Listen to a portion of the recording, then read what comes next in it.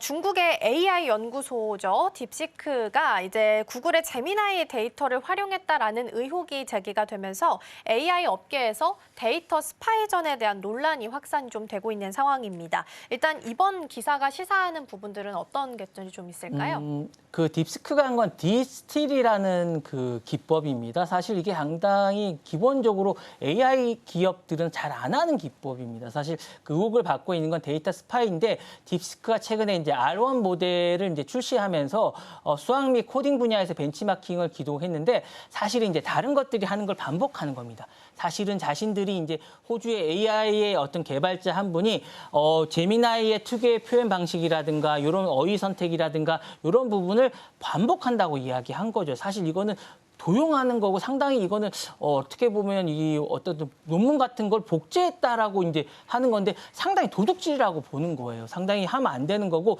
이 같은 데이터 도용은 처음이 아니라고 하고요. 지난해 딥시크 V3 모델도 스스로 챗GPT를 잘못 인식하는 사례가 관찰됐고 오픈AI 데이터 사용을 이제 제기한 바가 있다라고 생각을 하고요. 이 과정이 사실은 이제 디스틸레이션 기법을 사용했다고 얘기하는 건데 이런 것들을 이제 AI 모델이 모방하면서 신기술을 이제 하면서 이 부분을 엄격히 금지하고 있습니다. 이렇게 하는 건 사실은 옳지 않다라고 생각하고 이거는 사실 보안 전쟁이 본격화다라고 이제 얘기를 하고 있기 때문에 이 부분은 이제 안 된다고 얘기를 하고 있거든요. 근데 이제 이런 부분들을 중국의 딥시크는 계속하고 있고 이런 부분을 하게 되면 이제 GPU가 원래 모자르기 때문에 하게 된다라고 얘기를 하고 있고 중국형 전략이라고 얘기를 하고 있고 이렇게 하게 되면 최고의 API 모델을 대량 합성해서 이제 확보하려고 하기 때문에 데이터가 부족하기 때문에 하는 거라고 이제 얘기를 하는 부분이거든요. 그래서 이게 이제 하는 부분에 왜 그렇게 하는 이유라고 이제 드는 이유는 뭐냐면요.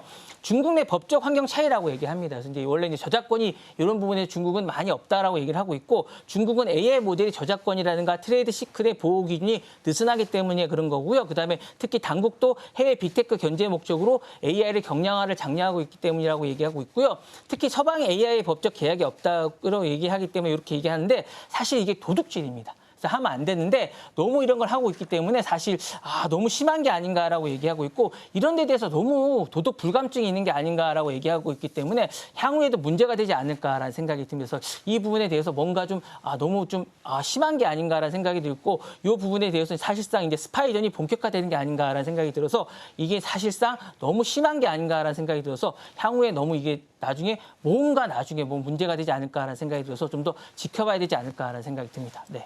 네, 일단 AI 모델을 훈련시키기 위해서는 방대한 양의 데이터가 필요한 상황이기 때문에 이 데이터를 두고서 계속해서 스파이전이 펼쳐지고 있다는 부분을 말씀을 주셨습니다.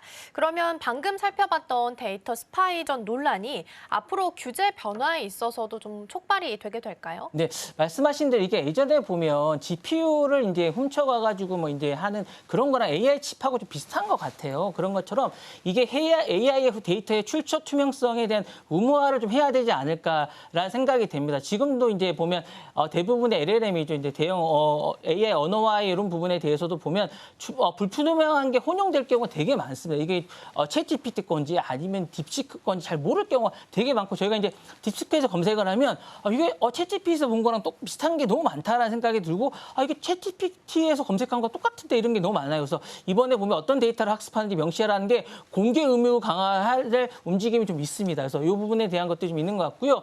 EU의 AI라든가 미국의 FTC라는 한국의 디스법 개정안에 이 조항을 검토 중이라는 얘기가 좀 있기 때문에 향후에 이런 것들이 도입되면 딥시크는 사실상 이거 못하게 될 가능성이 좀 있기 때문에 AI 기업의 데이터 투명성 보고서 제출이 표준화될 가능성이 있는데 이렇게 될 경우에는 딥시크는 향후에 이게 못하게 될 가능성이 있기 때문에 이런 걸 의무화될 가능성이 국제적 규범이 될 가능성이 있습니다. 그래서 이게 되게 된다면 향후에 이런 것들이 이제 되게 될 가능성이 있지 않을까라는 생각이 들고요.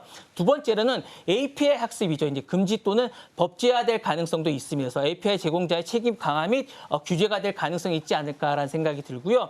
세 번째로는 AI 산업 내 데이터 지적재산권의 개념이 재정립되지 않을까라는 생각이 듭니다. 지금은 이런 게 너무 혼재되다 보니까 이제 딥시크 이런 걸 마음대로 쓰고 있는데 이런 거에 대한 이제 판례가 이제 없다 보니까 그런데 이런 판례가 재정립이 되지 않을까라는 생각이 들면서 이런 데 소송이 본격화되지 않을까라는 생각이 들면서 업계 표준과 이제 계약이 등장하지 않을까라는 생각이 듭니다. 그래서 이런 것들이 이제 지금은 이제 계속 혼재가 되고 있는데 정립화되면 이런 것들이 정착이 되지 않을까라는 생각이 듭니다. 네. 네, 상성형 AI 관련해서 이 규제는 설명 가능성보다는 소스 검증의 핵심으로 변할 수도 있다라는 부분 살펴봤습니다.